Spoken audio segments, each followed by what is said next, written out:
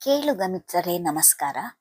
ಶಿವಪುರಾಣದಿಂದ ಆಯ್ದ ಕಥೆಗಳು ಮಾಲಿಕೆಯಲ್ಲಿ ಈ ದಿನ ಬಾಣಾಸುರನ ಕಥೆಯನ್ನ ಕೇಳೋಣ. ಇದು ಶಿವಪುರಾಣದ ರುದ್ರ ಸಂಹಿತೆಯ ಕುಮಾರಖಂಡದಲ್ಲಿ ಇದೆ.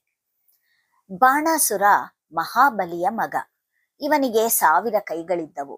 ಇವನು ಶಿವಭಕ್ತನಾಗಿ ತನ್ನ 1000 ಕೈಗಳಿಂದ ಕರತಾಡನ ಮಾಡುತ್ತಾ ತಾಂಡವ ನೃತ್ಯ ಮಾಡುತ್ತಾ ಶಿವನ ಸ್ತುತಿಯನ್ನ ಮಾಡ್ತಾ ಇದ್ದ. ದೇವತೆಗಳನ್ನ ಜಯಿಸಿ 3 ಲೋಕಗಳನ್ನು ತನ್ನ ಅಧೀನದಲ್ಲಿ ಇಟ್ಟುಕೊಂಡಿದ್ದ.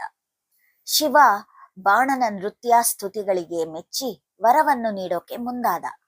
ಬಾಣ ಮಾತನಾಡಿ, ಮಹಾದೇವ, ನೀನು ನನ್ನ ಪರಿವಾರವನ್ನ ರಕ್ಷಿಸಲು ಶೋಣಿತಪುರದಲ್ಲಿ ವಾಸಿಸಬೇಕು. ಇದೇ ನಾನು ಕೇಳುವ ವರ ಅಂತ ಹೇಳಿದ. ಶಿವ ಅನುಗ್ರಹಿಸಿ ತನ್ನ ಗಣಗಳೊಂದಿಗೆ ಶೋಣಿತಪುರಕ್ಕೆ ಹೋಗಿ ಇರತೊಡಗ್ತಾನೆ. ಆದರೆ ಅಲ್ಲಿ ಪಾರ್ವತಿ ಇರದೆ ಬೇಸರವಾಗಿ ಶಿವ ಶೋಣಿತಪುರಕ್ಕೆ ಪಾರ್ವತಿಯನ್ನು ಸಹ ಆಹ್ವಾನಿಸಿದ. ಪಾರ್ವತಿ ಸಂತೋಷದಿಂದ ಶೋಣಿತಪುರಕ್ಕೆ ಹೊರಟಳು. ಈ ಮಧ್ಯೆ ಬಾಣಾಸುರನ ಮಗಳು ಉಷೆ ತನ್ನ ಸಖಿ ಚಿತ್ರಲೇಖೆಯ ಉತ್ತೇಜನದಿಂದ ಶಿವನನ್ನ ವರಿಸಲು ಇಚ್ಛಿಸಿ ಪಾರ್ವತಿಯಂತೆ ವೇಷ ಮಾಡಿಕೊಂಡು ಶಿವನಲ್ಲಿಗೆ ಹೋಗ್ತಾ ಇದ್ದ ಹಾಗೇನೆ ಪಾರ್ವತಿ ಕೂಡ ಅಲ್ಲಿಗೆ ಬಂದಳು. ಪಾರ್ವತಿಗೆ ಉಷೆಯ ಇಂಗಿತ ತಿಳಿದು ಕಾರ್ತಿಕ ಶುಕ್ಲ ದ್ವಾದಶಿ ದಿನ ನಿನ್ನನ್ನು ಒಬ್ಬ ಪುರುಷ ಸೇರ್ತಾನೆ ಅಂತ ಹೇಳಿ ಶಾಪವಿತ್ತು ಕಳುಹಿಸಿ ಬಿಡ್ತಾಳೆ. ಬಾಣ ಶಿವನಲ್ಲಿಗೆ ಬಂದು, ಮಹಾದೇವ, ನನಗೆ 1000 ಬಾಹುಗಳನ್ನ ಕೊಟ್ಟಿರುವೆಯಾದರೂ ನನಗೆ ಪ್ರತಿಯಾಗಿ ಯುದ್ಧ ಮಾಡಲು ಅವಕಾಶವೇ ಸಿಗದಂತಾಗಿದೆ. ದಯಮಾಡಿ ಯಾರನ್ನಾದರೂ ಕಾಣಿಸು, ಅವನೊಂದಿಗೆ ಯುದ್ಧ ಮಾಡುವೆ ಅಂತ ಹೇಳಿದ. ಶಿವ ಉತ್ತರಿಸಿ, ಬಾಣಾಸುರ, ನೀನು ಮಹಾಪರಾಕ್ರಮಿ ಎಂದು ಉಬ್ಬಿರುವೆ ತಿಳಿ. ಮಾನವ ಶಿರಸ್ಸನ್ನುಳ್ಳ ನಿನ್ನ ಮಯೂರ ಧ್ವಜ ಬಿದ್ದು ಹೋದ ದಿನ ಯುದ್ಧ ನಡೆದು ಆ ಯುದ್ಧದಲ್ಲಿ ನನ್ನ ಭಕ್ತನೇ ನಿನ್ನ 1000 ಕೈಗಳನ್ನ ಕತ್ತರಿಸುವನು. ಅಲ್ಲಿವರೆಗೂ ಕಾದಿರು ಅಂತ ಹೇಳಿದ. ಆಗಲಿ ಅಂತ ಬಾಣಾಸುರ ಅಲ್ಲಿಂದ ಹೊರಟು ಹೋದ. ಶಿವ ಹೇಳಿದ ದಿನಕ್ಕಾಗಿ ಕಾಯ್ತಾ ಇದ್ದ. ಆ ದಿನ ಕೂಡ ಬಂತು. ಅಂದು ಗಾಳಿ ಇಲ್ಲದೆ ಮಯೂರ ಧ್ವಜ ಬಿದ್ದು ಹೋಯಿತು.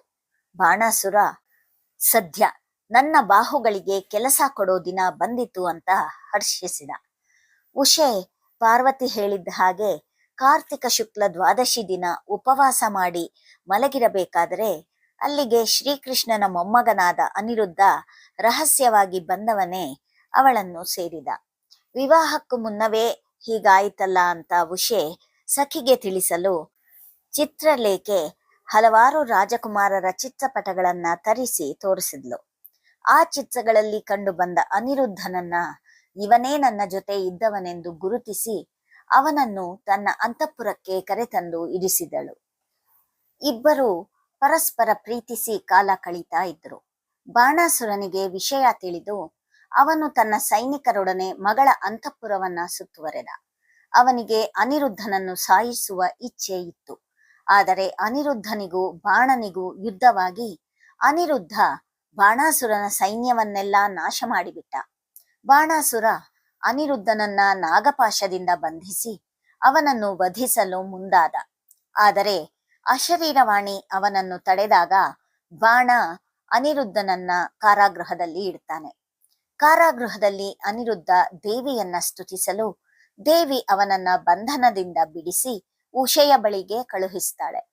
ಇತ್ತ ದ್ವಾರಕೆಯಲ್ಲಿ ಅನಿರುದ್ಧ ಕಾಣದೇ ಇರಲು ನಾರದರಿಂದ ವಿಷಯ ತಿಳಿದ ಶ್ರೀಕೃಷ್ಣನೇ ಭಾರೀ ಸೈನ್ಯದೊಂದಿಗೆ ಶೋಣಿತಪುರಕ್ಕೆ ಮುತ್ತಿಗೆ ಹಾಕದ.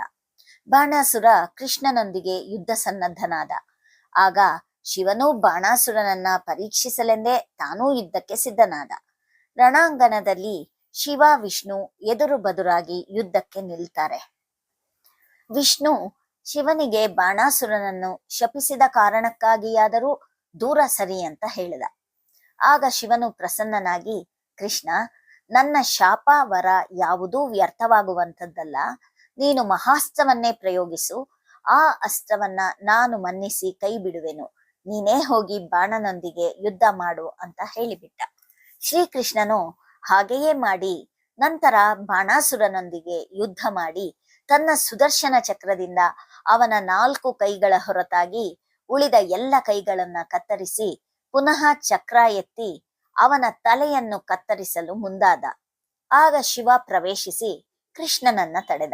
ಕೃಷ್ಣ, ನಾನು ಬಾಣನ ಕೈಗಳನ್ನು ಕತ್ತರಿಸಲಷ್ಟೇ ಶಪಿಸಿದ್ದೇನೆ, ತಲೆಯನ್ನಲ್ಲ, ನಿಲ್ಲಿಸು ನಿನ್ನ ಪ್ರಯತ್ನ ಅಂತ ಹೇಳಿದ.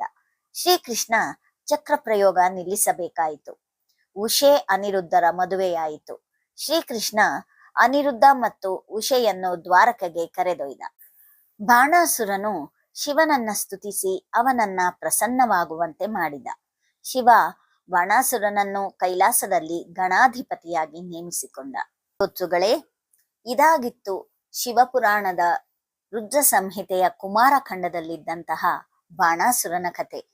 ಮತ್ತೆ ಮುಂದಿನ ಸಂಚಿಕೆಯಲ್ಲಿ ಮತ್ತೊಂದು ಕಥೆಯೊಡನೆ ನಿಮ್ಮನ್ನೆಲ್ಲ ಭೇಟಿಯಾಗ್ತೇನೆ. ಧನ್ಯವಾದಗಳು.